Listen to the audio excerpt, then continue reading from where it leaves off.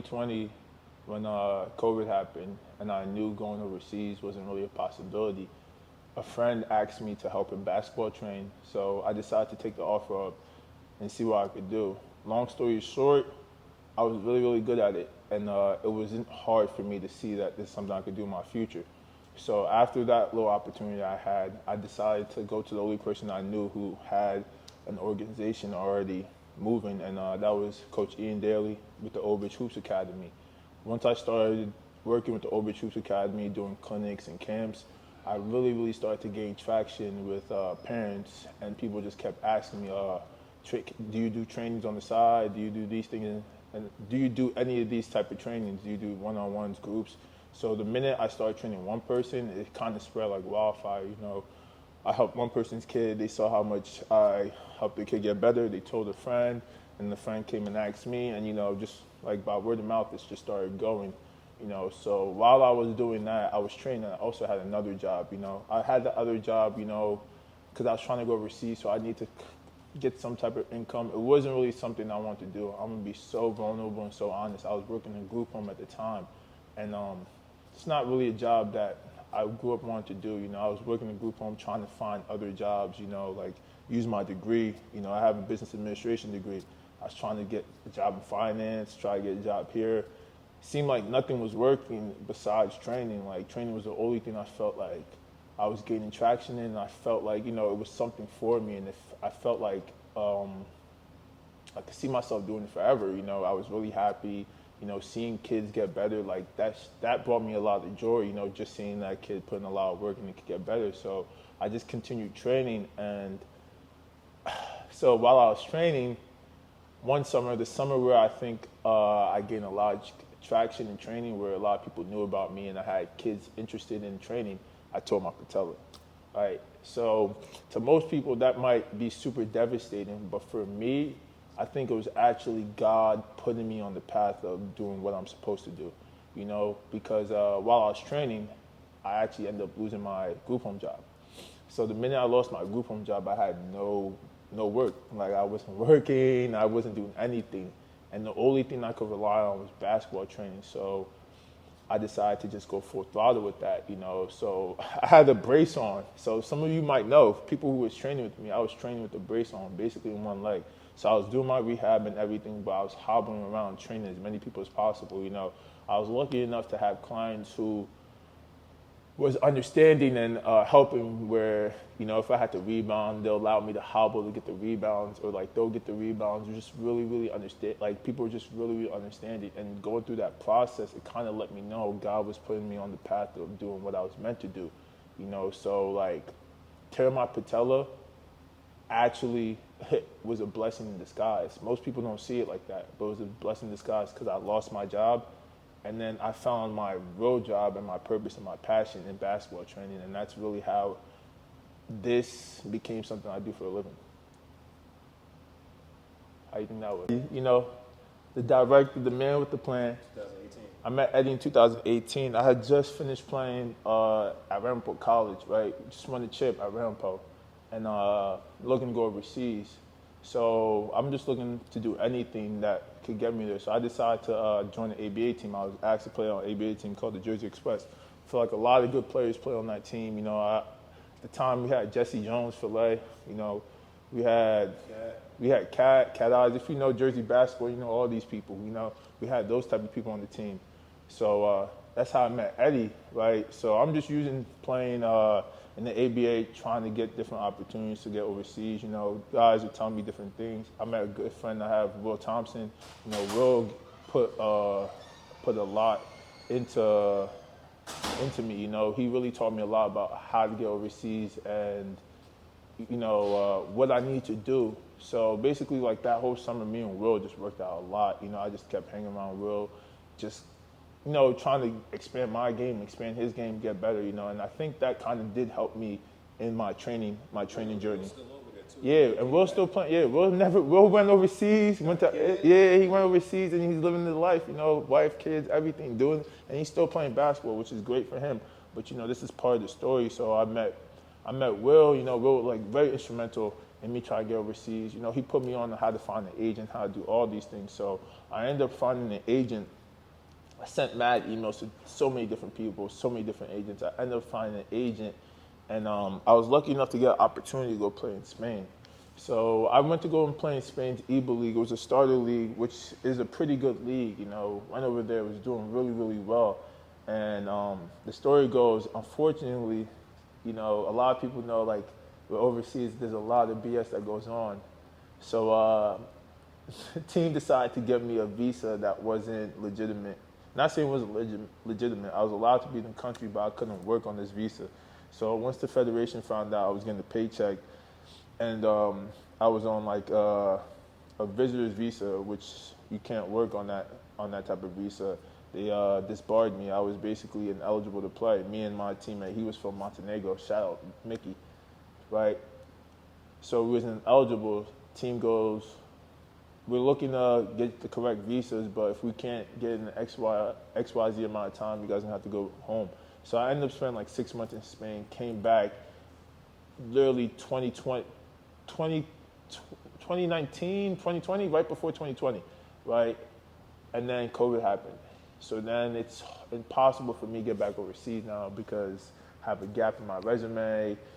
Teams don't want to take Americans. There's just a whole bunch of different things going on. So being overseas was just like, it was just a tease, right? It was just a tease. And I felt like God wanted to show me like something, but it just wasn't for me because it didn't work. I feel like it was just, I learned a lot out there. I think I learned what it was to be like a pro. I think on the personal development side, I think it actually grew me as a man because I had to be there by myself. I had to take care of myself. I had to be on practice on time. I had to eat on my own, know what to eat, had to get to the weight room by myself, like figure out so many things by myself, and I felt like I really grew. It also allowed me able to grow my mind, had a lot of time on my hands, so I was able to learn how to learn more. I realized that, life is more than just basketball, it's about learning, it's about helping other people, it's about building with other people, connecting, so it's like going overseas was probably one of the best experiences of my life, but it just wasn't for me. I wasn't meant to be overseas, actually. I was meant to help other people get overseas and fulfill their dreams, so being overseas was a blessing in disguise, learned from it, but it just wasn't what I was meant to. I don't know, 5 years is I don't really like 5-year plans. I want to hit my goals like now, so I'm very short-term goal oriented, but if my 5-year plan, for me, my biggest goal, honestly, is to create a culture. I want a gym. I want my own gym because then I'm able to control a lot of things, I think in this basketball realm, what I want to do, I really want to make an impact. And not just an impact in saying like, hey, look at me, I have this, I have that. I want to make an impact in saying like, hey, look, we sending people to college. We sending people to play overseas. Kids is actually believing in themselves after they come to LND, to the program. That's really what I want to do. I don't really care about anything else but, setting a presence in this basketball world, being somebody who really, how do I say this?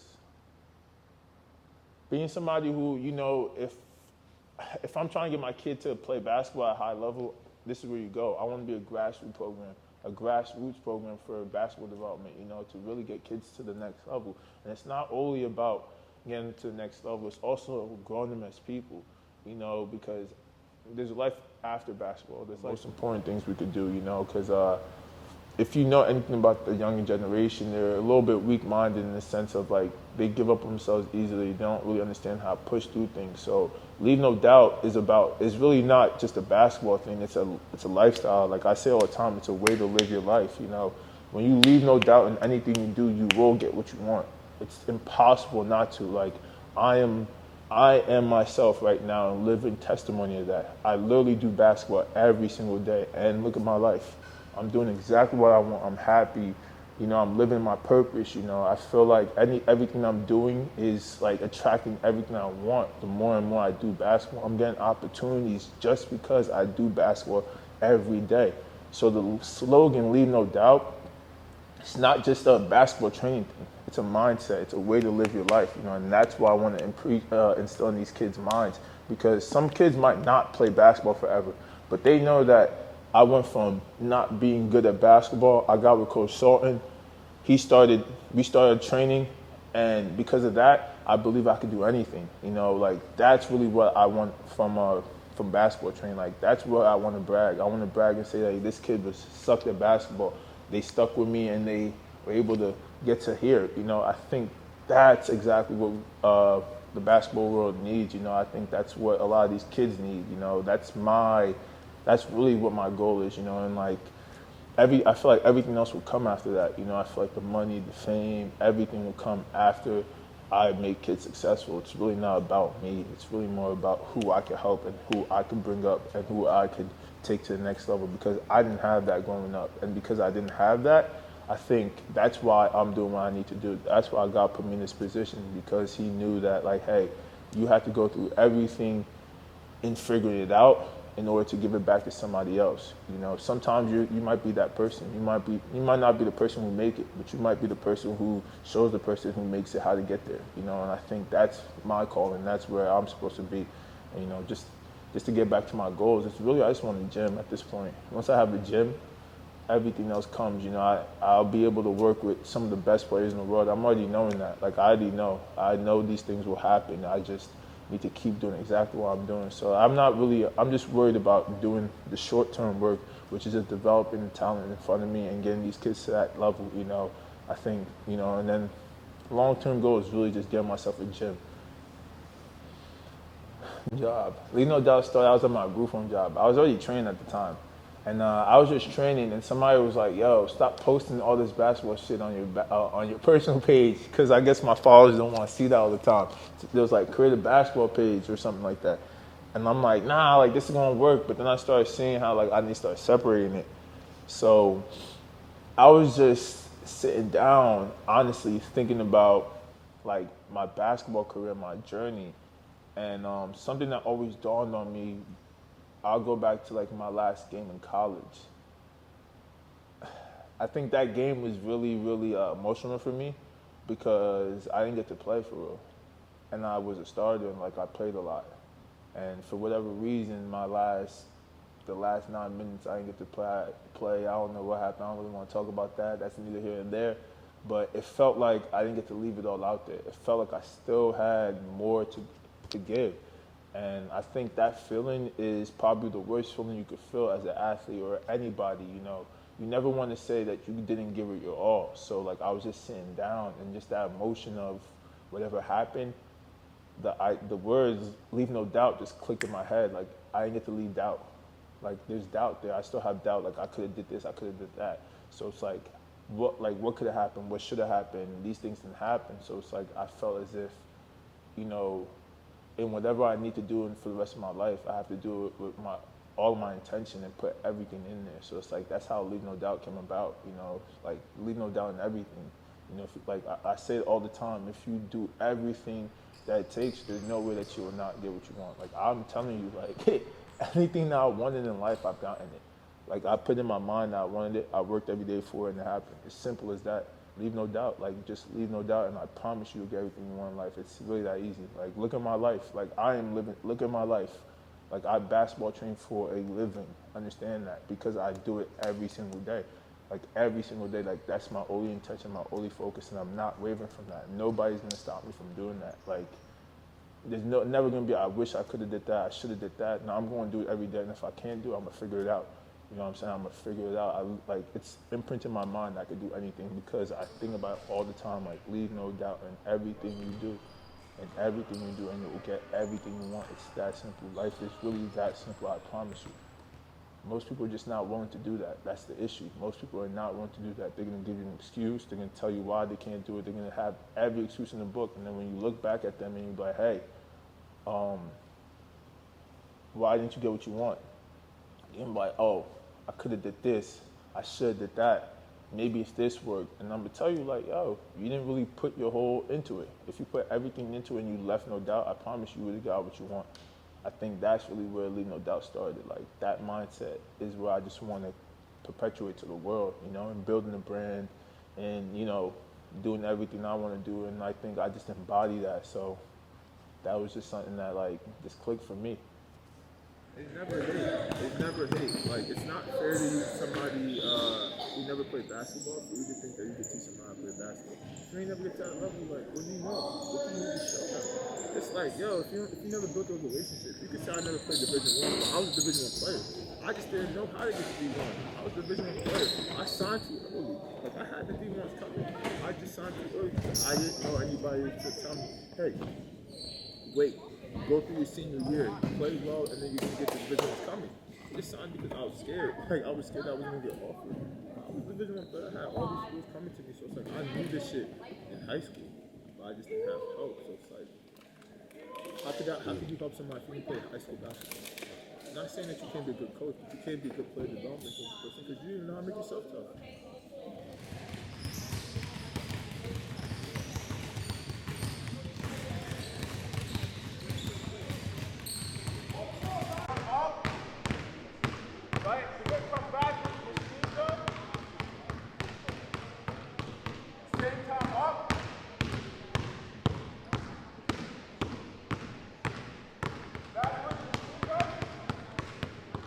And then same time up, back with machine gun, same time up, back, ready, go.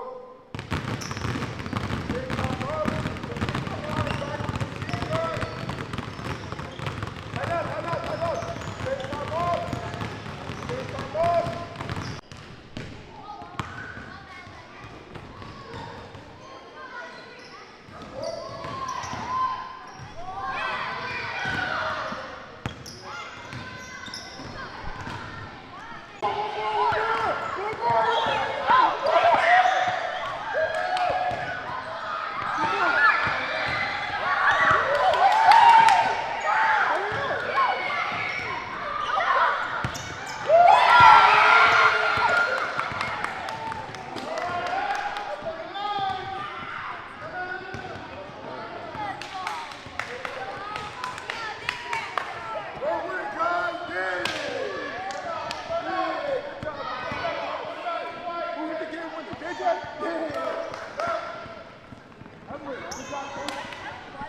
All right, hard work on three. 1, 2, 3, hard work! Good job, guys.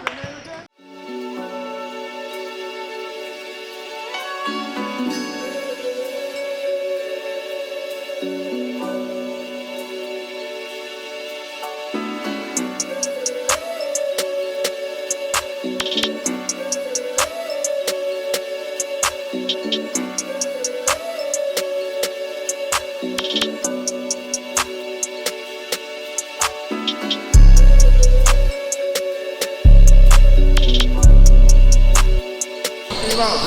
On 10. First round's 10 minutes. Second round, Kim is 2.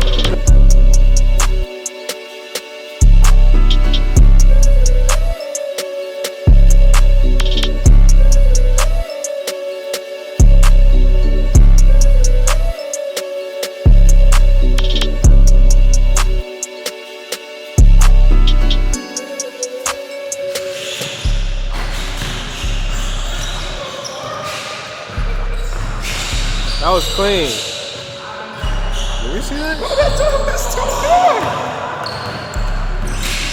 Nah, bro, windows are too much. I can't lie. Oh, that was tough. Started, Coach Ian was one of the first people who I reached out to try to do basketball and help me pursue my basketball dreams. You know, I think the minute that, and he gave me a chance, but the minute that he saw that I was in the gym every day, like I'm talking about from when I wanted to play overseas, I was in the gym like almost every day. And then to the point where he gave me an opportunity to, like, he's the person who gave me my first kid, you know, to train. And then he's seeing that, like, Sultan's in here Monday through Friday, every day at all times, having different kids in here, you know, keeping the kids around, taking training off his hands. Like, the minute he saw that, he really actually went full throttle in trying to make sure, like, this is something I want to do. Because he asked me, like, he told me all the time, like, yo, like, you don't want to do something else? Like, you think about your family, like, you know, think about your future, like, basketball market saturated. And I was like, nah, that's what I want to do. And then he was like, okay. So it's like, you know, he started doing things like, he started giving me a book. Like, he gave me a book and was like, yo, read this. this is gonna help you become a better basketball trainer. Like a lot of people don't know this, but like he will probably tell you, but he paid for my certification to get a Vertimax certification. Like I think things like that are heavy. So, you know, that really allowed me to see myself as a basketball trainer because I had somebody who's willing to invest not only their time, but their money into me where it's like, you know, he's letting me run like our player development program that we do. Like he lets me run and he gives me a lot of leadway, you know. He's always giving me corrections, always trying to make sure like, hey, you know, like don't let a kid go by and you not give him a correction or continue to, won't allow you to be a good trainer. People won't respect it, you know. If you want like your product to be something good, make sure that like you're on your P's and Q's, you know, like on top of me about being on time, like just all these little things that like, you know, in turn, I think really made me a better trainer later on, like to the point where it's like when I'm going anywhere, like I could almost be at any setting and I could run the show when it comes to basketball training. Like I could do it by myself, 20, 30 kids, you know, and I think that's a testament to like all the hard work he put into me, you know, so it's like I have to give him a lot of credit, you know, a lot of credit, you know, like the whole hoops clinic, like I'm running it right now in the summertime. We want to do camps together, you know. He made a clinic for me just so I could continue to train and help these kids. So it's like, I think like when you have somebody that instrumental in your life, you know, at a certain turning point in your life where you're trying to pivot, I think we all need people like that, you know, so it's like I really want to talk about that, you know, how he was very instrumental in like my pivot, you know, pivot from being a basketball player to being a basketball trainer / coach, you know. I think he really made that transition a lot easier for me and taught me a lot, you know, and I'm forever grateful, you know, forever grateful to Coach Ian and the Hoops organization for allowing me to be able to be where I am now, because like without them, I don't think I'll be anything, if I'm being honest.